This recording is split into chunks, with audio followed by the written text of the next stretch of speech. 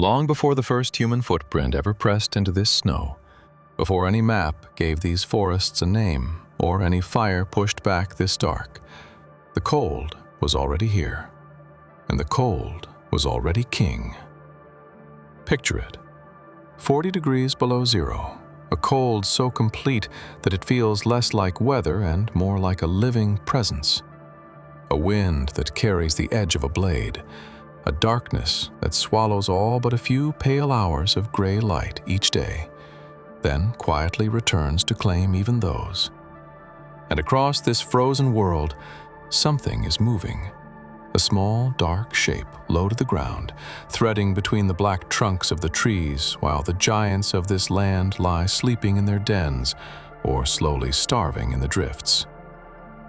It does not roar. It does not run in a pack. It is not the largest animal here, nor the strongest, nor the one whose name makes all the others afraid. And yet, when the deep winter comes and the so-called rulers begin to falter, when the great hunters retreat or surrender or fall asleep, this is the creature still crossing the ice, still hunting, still moving forward into the storm. In a land of tigers, of wolves, of bears, a single question waits at the very heart of the snow. Who truly rules here? Hold on to that question. We will not answer it yet, not for a long while. This is Savage Siberia, and this is the story of the coldest kingdom on Earth, a place where every single heartbeat is a quiet negotiation with the frost, and where survival is never once promised to anyone. Here on our channel, we believe that where nature tells its story, we need only slow down and listen. So settle in, breathe slowly, let the snow begin to fall around you, and let the ordinary world grow quiet and far away. We will meet the hunters that the whole world has already crowned as the kings of this land, the ones whose power seems beyond any question. And then we will ask something that almost no one dares to ask: whether any of them, for all their strength, truly deserves that crown at all. Because in Siberia, the throne is never won by the biggest teeth or the loudest roar. It is won, in the end, by whoever is still standing when the sun itself forgets to rise. And welcome to Lupinski Wildscape. Siberia is almost too vast to hold inside the mind. It reaches across the entire north of Asia for more than 5 million square miles, an expanse so enormous that it could swallow the whole of the United States and still leave room to spare along its edges.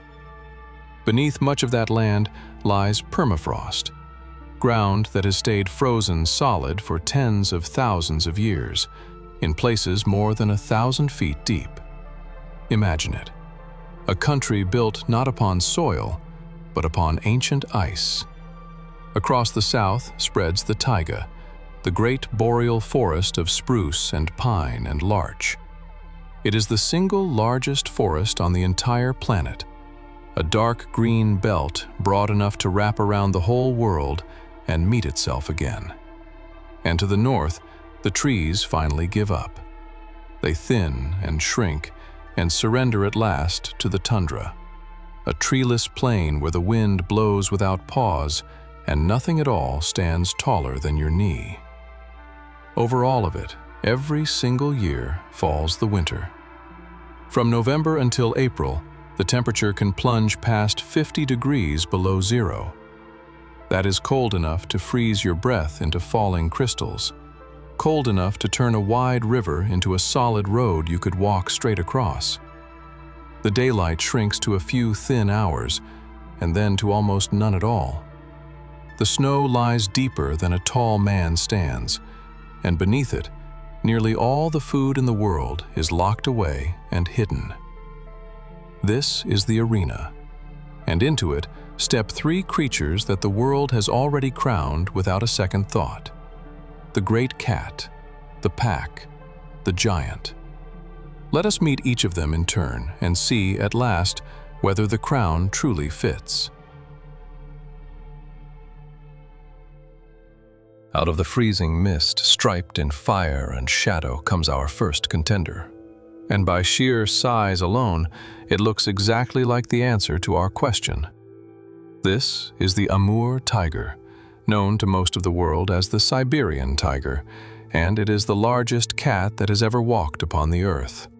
A full-grown male can stretch more than 10 feet from his nose to the very tip of his tail, and weigh as much as 660 pounds. That is the weight of a baby grand piano, and heavier than any lion that has ever lived. His coat is thick and pale gold, far longer than a jungle tiger's, and a heavy ruff of fur shields his throat from a cold that would kill his tropical cousins within days. He is built, from whisker to claw, for exactly this place and no other. His jaws close with a force of around 1,000 pounds per square inch, enough to snap the spine of a wild boar in a single, silent bite. And he is patient far beyond anything a human could manage. He will lie as motionless as a snowdrift, watching, breathing slow, until the distance is precisely right. Then he becomes an avalanche of muscle, exploding across the snow at nearly 40 miles an hour for a few devastating seconds. A single deer will feed him for a week, and he drags the carcass away into deep cover, hiding his prize so that no wolf and no bear can ever hope to claim it. His kingdom is immense.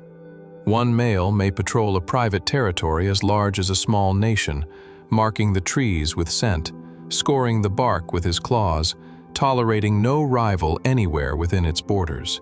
And here, surely, we have found the true ruler of Siberia, the strongest, the most magnificent, the obvious and undisputed king. And yet, fewer than 800 amur tigers now remain in all of the wild, and almost every one of them is pressed into a single narrow corner of the Russian Far East.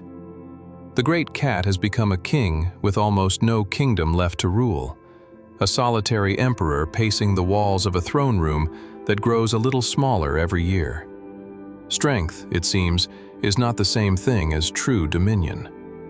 Hold the question just a little longer. If one great cat cannot hold this endless land alone, then perhaps the real answer is not a single animal at all. Perhaps it is many animals, moving together as one single mind. Listen.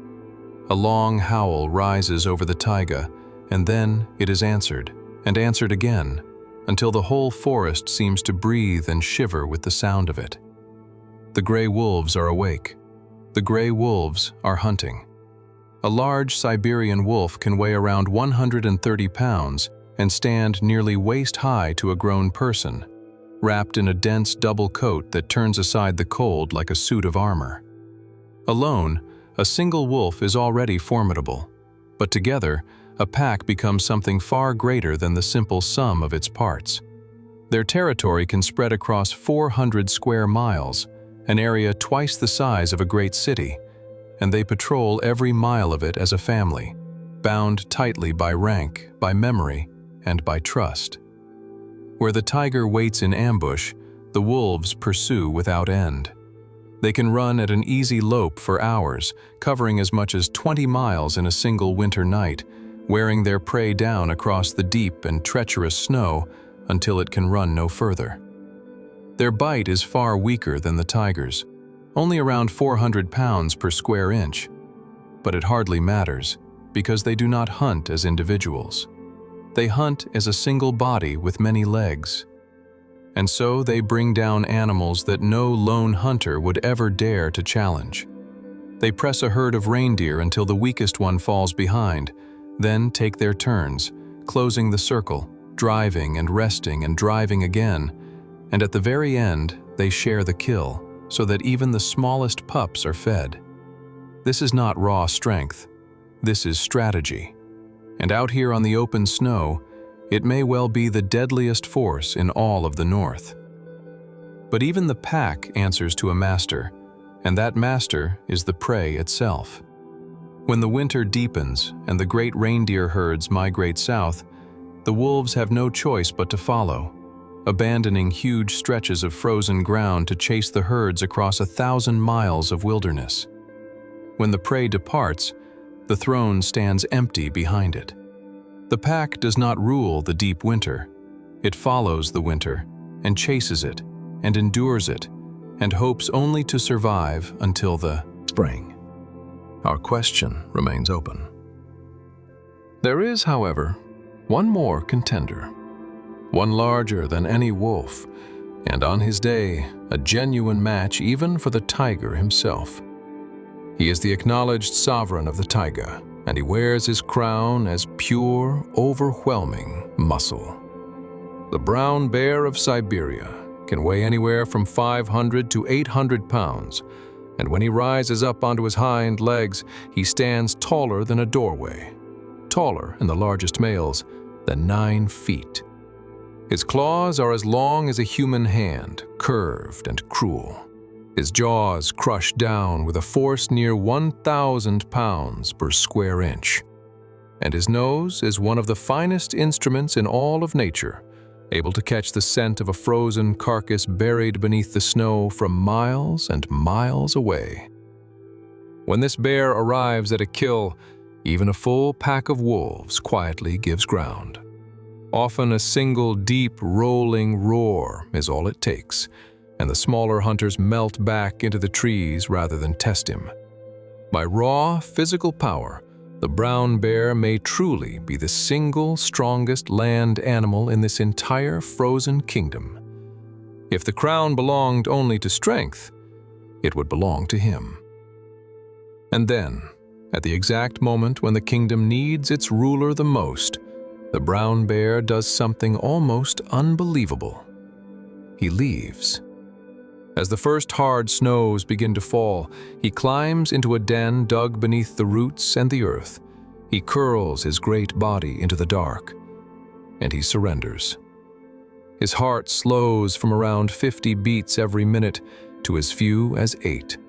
He will not eat, he will not drink, and he will not wake for as long as 5 months, living entirely off the fat of his own body. The strongest king in all of Siberia sleeps straight through the very worst of the winter. He lays down his crown and abdicates the throne for half of every single year.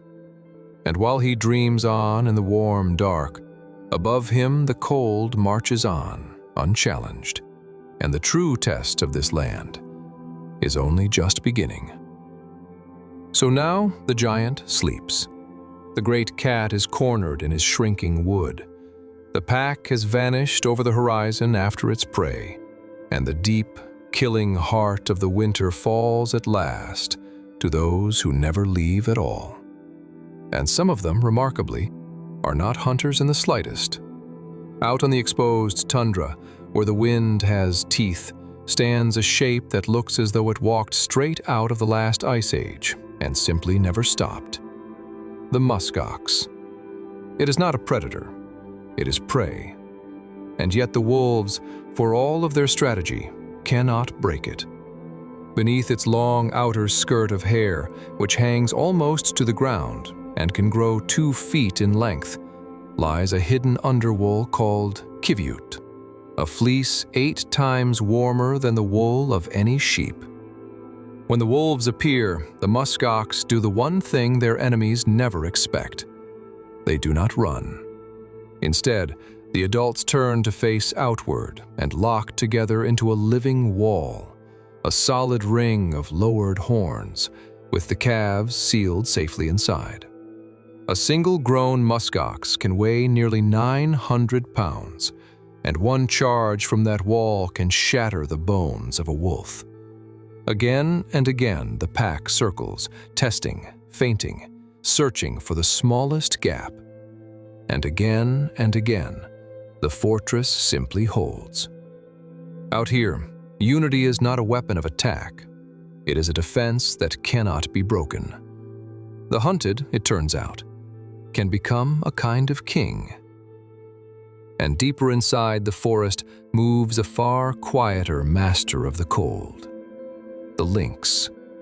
A wild cat about the size of a large dog, perhaps 50 pounds, walking in perfect silence upon paws so broad and so thickly furred that they work like a pair of built-in snowshoes. His hearing is extraordinary, sharpened still further by the long black tufts that rise from the tips of his ears, so acute that he can pinpoint a hair moving unseen beneath the surface of the snow. He hunts entirely by patience and silence, takes only what he needs, and then dissolves back into the shadows before any larger predator even knows that he was near. The fortress and the phantom. Neither one of them is the strongest creature here. Both of them endure exactly where the mighty giants cannot. And yet still, no single animal we have met truly holds this whole frozen kingdom within its grip. Until, at last, we turn and follow that small, dark shape from the very beginning of our story. It crosses through the tiger's territory, and it does not stop. It passes through the wolf pack's hunting grounds, and it does not stop. It walks straight over the sleeping bear's buried den, and still it does not stop. It is always moving. And it is moving right now, somewhere out in the storm. Meet the wolverine. The largest member of the weasel family and one of the least understood animals anywhere on Earth. It is small, astonishingly small for its reputation. A large male weighs only 30 to 40 pounds, no more than a medium-sized dog, a mere fraction of the tiger, a mere fraction of the bear. But every ounce of that small body is built from pure, relentless endurance. In a single night, a wolverine can travel 30 miles across terrain so steep and so broken that no human could ever follow it without ropes and climbing gear, scaling sheer icy slopes as easily as if they were flat open ground. A single wolverine may claim a home range of more than 200 square miles, a private territory larger than some entire cities, and in crossing it, he walks straight through the lands of every other predator in this film, fearing not one of them. For the wolverine is bold to the very edge of legend. There are old accounts of a wolverine marching right up to a bear at its kill and driving the giant off its own meal. But the truth, as it so often is, turns out to be more honest and more interesting than the myth. The wolverine does not always win. Wolves, in the end, remain its single greatest danger. It rules this land not by defeating the giants in open battle, but by something far rarer and far harder to beat. It simply refuses, ever, to yield the field. Where every other animal we have met retreats, or migrates, or lies down to sleep, the wolverine just keeps going. And here is the strange secret of the North. The deeper the winter bites, the more the balance quietly tips in its favor. So now at last, we return to the question we have carried with us across this entire frozen kingdom. Who truly rules Siberia? It is not the tiger, magnificent as he is, a king now almost without a country. It is not the wolf pack, brilliant as they are, forever bound to follow their prey away over the horizon. And it is not the brown bear, mightiest of them all, who lays down his heavy crown and sleeps away the hardest months of every year. The true ruler of the ice is the single creature for whom the winter is not an enemy to be survived at all, but an ally to be used. The wolverine carries a special tooth, a molar turned sideways in the back of its jaw, that allows it to tear flesh from carcasses frozen as hard as stone. Food that every other predator in this land is forced to abandon, the wolverine can simply eat. It buries its kills deep in the permafrost and the packed snow, using the frozen ground itself as a natural freezer that will keep the meat fresh for months to come. Its oily fur sheds the frost. Its huge, wide paws float it over the very drifts that trap and exhaust the wolf and the deer. The colder and the crueler this land becomes, the more completely it belongs to the wolverine. This is the secret that the snow has been keeping all along. In Siberia, the crown does not pass to the strongest, nor to the largest, nor to the most feared by name. It passes to the one who never stops, who never surrenders, and who turns the killing cold itself into a kingdom. The glutton, the skunk bear, the wolverine, the real king of the ice. But even this frozen throne is beginning to melt. Siberia is now warming faster than almost anywhere else on the entire planet, in some places at more than twice the global average. And the ancient permafrost that has held firm for tens of thousands of years is starting quietly to thaw. For the wolverine, this is a slow catastrophe. It raises its young in dens dug deep into lingering spring snow. And as that snow now arrives later each year and melts away sooner, the very nurseries of the king of the ice are beginning to vanish out from under it. The tiger's forest is being cut and fractured by logging and by roads, its wild numbers holding at only a few hundred. The vast reindeer herds that feed the wolves have fallen by millions within a single generation. And all across the north, mining and oil fields push deeper and deeper into land that was once trackless, silent wilderness. And yet, there is genuine hope woven all through it, too. Protected reserves across the Russian Far East have already helped the Amur tiger climb back from the very brink of extinction, and enormous new sanctuaries now guard ground where the wild is still allowed to be wild. The cold created every one of these creatures, and now the cold itself is changing. Whether the wolverine gets to keep its hard-won crown may depend in the end not upon the animals at all, but upon us. We began with a small, dark shape crossing the ice while the giants slept, and with a single, simple question: who truly rules here? And now, at last, you know the answer. Not the one with the largest teeth, but the one with the deepest and most stubborn will to go on. That is the quiet lesson of Savage Siberia. That endurance can outlast raw strength. That patience can outlast power. And that the smallest heart, if it simply refuses to stop, can come to hold the coldest kingdom on earth. Because here, where nature tells its story, it is the last one still moving who truly wears the crown. If this journey moved you tonight, we would love for you to stay with us. Please give this film a like, subscribe to the channel for more long and slow journeys into the wild, and tell us in the comments where in the world you are watching from. For now, rest. Let the snow settle, and we will meet you again very soon in the next wild place with Lupinski Wildscape.